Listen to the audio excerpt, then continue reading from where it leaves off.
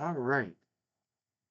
My name is Jeremy Pierce, and I am here trying to test something out. I've never tried playing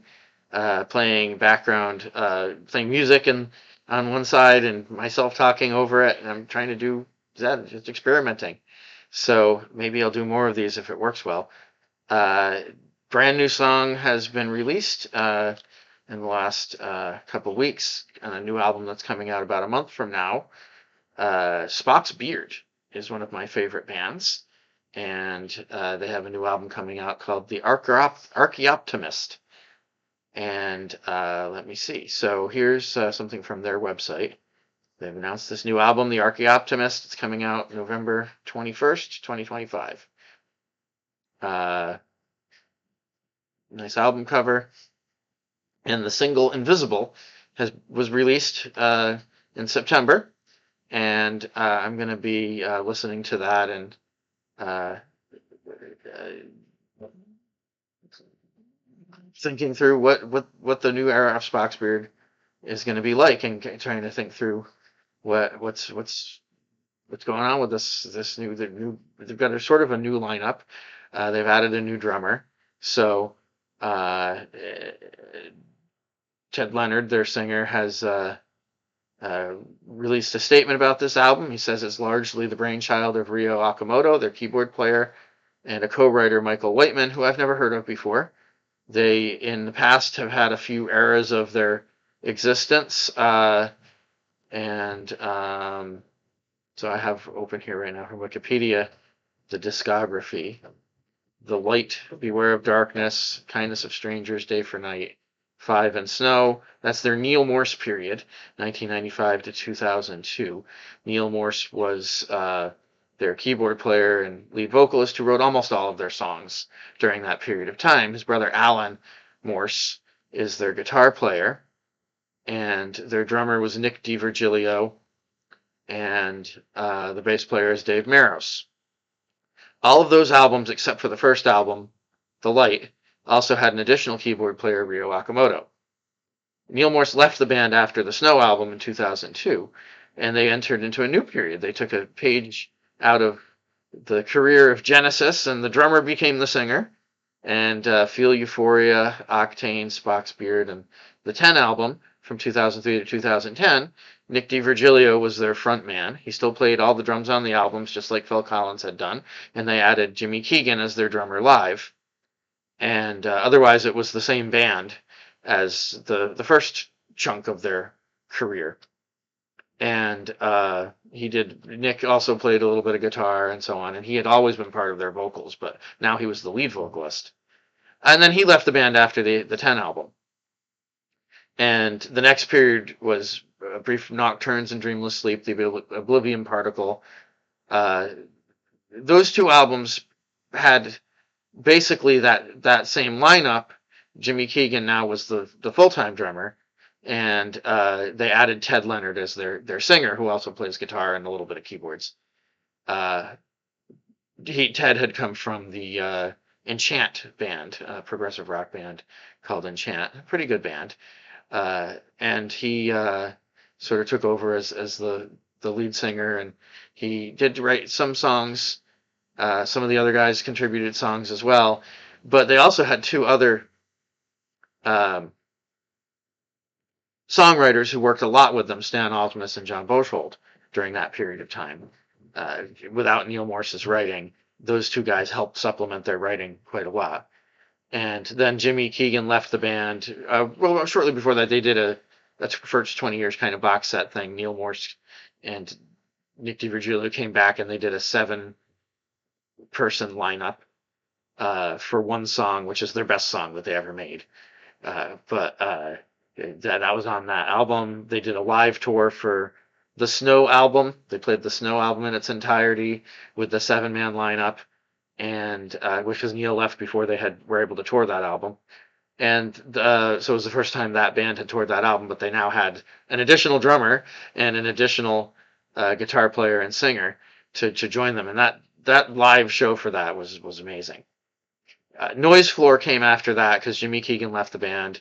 They brought Nick DiVirgilio back to play drums on that album, but he wasn't a member. And then they did nothing for 7 years. uh, three of the guys that had been in Spock's Beard, Ted Leonard on vocals and guitar, Dave Maros on bass, and Jimmy Keegan on drums, joined together with John Bolshold, who had written a lot of songs in that middle period of the band. And then they had a group they called Pattern Seeking Animals. It's a great group, sort of a Spock's Beard side project in many ways. They had like 4 albums in the intervening time. After Noise Floor, I think they're all after Noise Floor, but they're certainly after the Oblivion Particle. And everyone thought Spock's Beard was done. The 2 guys that were in Spock's Beard that didn't join in on that project were Alan Morse on guitar and Ryo Akamoto on keyboards. Well, Ryo apparently I found a co-writer, put together much of the material for this album himself and got the guys back together again to do a new album called The Archaeoptimist. It's been 7 years since their last album. And even though 3 guys who had been in Spock's Beard were doing this other group, they came back. The two of them that were still members of Spock's Beard came back for this album, and they've released 1 song. So that's kind of a little bit of background on what's going on here. Here's the cover art for the single. Here's the cover art for the album. And yeah, so this particular the Archaeoptimist album, looks like it's got 6 songs. The shortest is the one the shortest is Electric Monk at 6:16, and the one we're about to listen to is Invisible at 6:33. All the other ones are longer. Forethoughts, 7:31, that's actually a reference to a bunch of other songs that Spock's Beard and Neil Morse have done. They had a song on one of their early albums called Thoughts. And then a couple albums later, they had a song called Thoughts Part 2. And then a few years later, Neil Morse had a song called Thoughts Part 5. And I think that was a joke. But a few years later, Spock's Beard had another song called Afterthoughts. And this is now a Forethoughts, with the number 4 spelled out, F-O-U-R. So someone actually asked them about this, and one of the band members said, yeah, it looks like a Forethoughts is part 4, which means Afterthoughts is part 3, because they already had a part 1 and 2 and 5, right? So they've been going in. They did the first 2, and then they've been going in a weird order for the other, backwards order. Well, not quite backwards. They did 1, 2, 5, 3, and 4 in that order. So Saint Jerome in the Wilderness, The Archaeoptimist, and Next Step, Spock's Beard. Is that an actual song, or is it an interview? I don't know. It says 10:58. But there is a 20-minute track on here, The Archaeoptimist, and that's often their pattern. They like to have a long epic on many of their albums anyway. Sometimes they split it into multiple tracks, which annoys me, and sometimes they just have it as one big track, and it looks like that's what they did with this one. So I'm looking forward to hearing the entire album. I really like everything these guys have done. There's some songs that I think are I wouldn't say forgettable, but certainly not as good as other ones. And they're great classic style progressive rock with modern instrumentation and sensibilities. And every period of the group, there's been great stuff. So I expect nothing less than excellence on this album, especially given how much time they've had to take a break from it and come back together again. So, yeah, so let's switch over to the video of the single. So this is Spock's Beard, Invisible. Hello out there, can you see me? Can you see anything at all? I hope it's not right, but I feel that I might be turning invisible.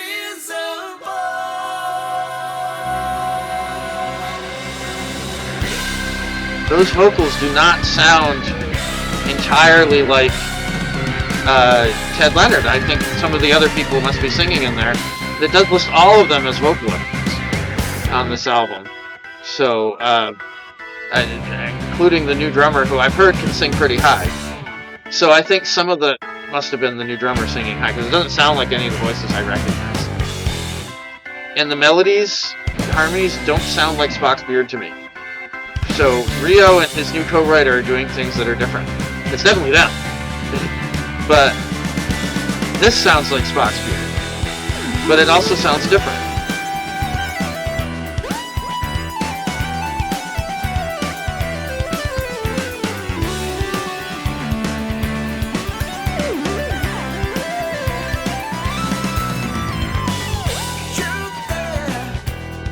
The drummer definitely sounds like he feels like he fits in with this group. They've had two drummers, and I can see this guy handling that old material really well.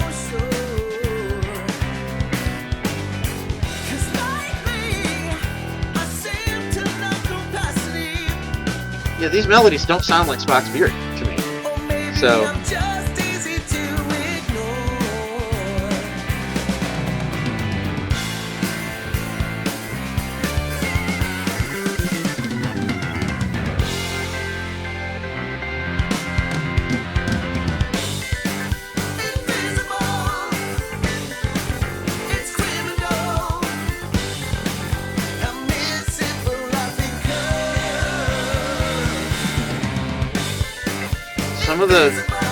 some of these rhythmic and harmonic stuff feels a lot like some of the stuff Rio contributed on previous albums.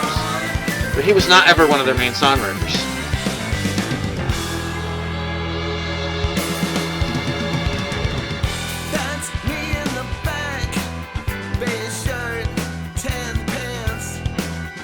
They make a 7/8 time signature sound normal. That's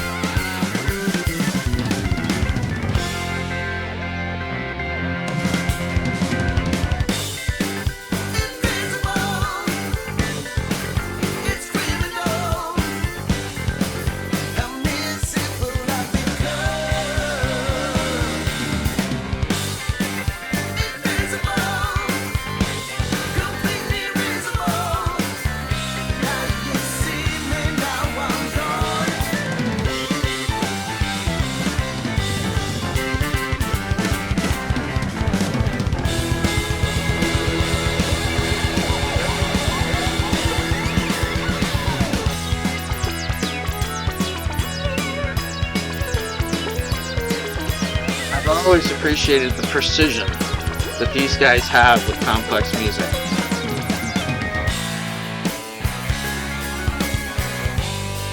And the quickly changing from something very different like this. This definitely feels like Rio, for sure.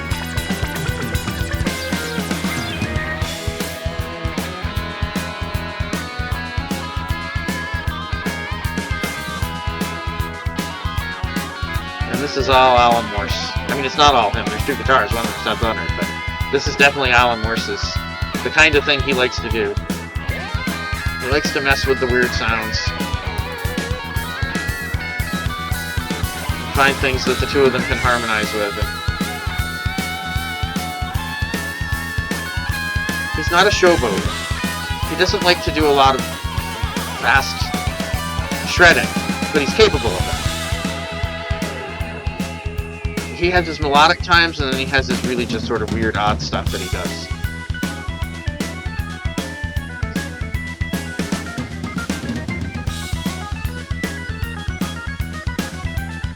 And this drummer just really has a very different feel to me than the other drummers in the band, but he's certainly capable of handling the kinds of material that the band has done, so I think he'll do fine live with older material.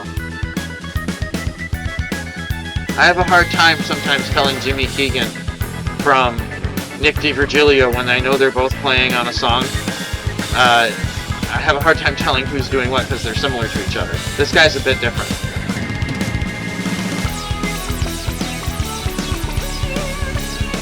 Very precise with those riffs there. And predictable.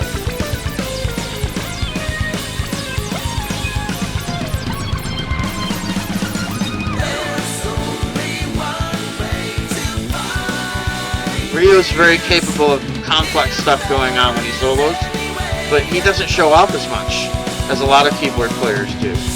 He's much more of a band player, so it's nice to see him really showing off there. This melody's great. It's got the catchy hooks that I expect from Spock's Beard.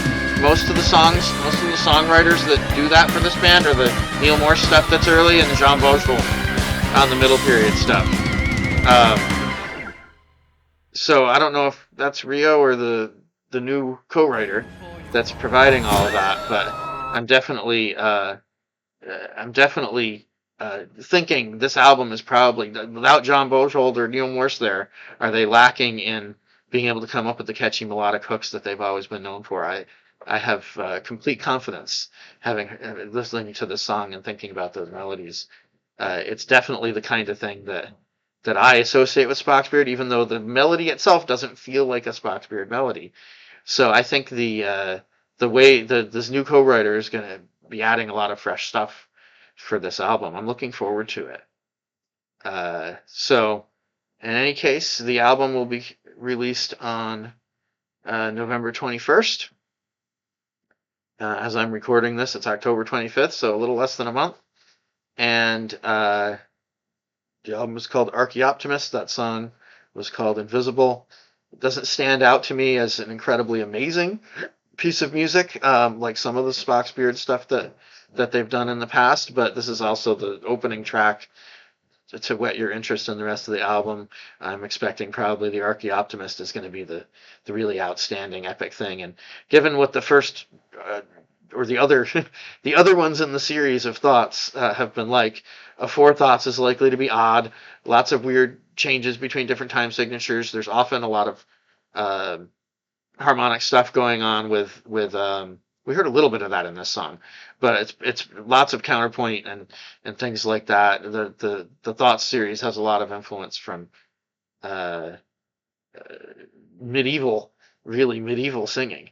Neil and Alan Morse grew up having to sing these things with their dad, who was a music teacher, and their brother Richard. They did these 4-part harmonies, and Spock's Beard adopted that very early on. And they're also influenced by Gentle Giant, who did a lot of that kind of thing too. Very important prog rock group in the 70s that doesn't get a lot of attention these days, I don't think. But who knows what to expect on some of these other things. So I'm really looking forward to the album anyway. We'll see what it's like when it comes out.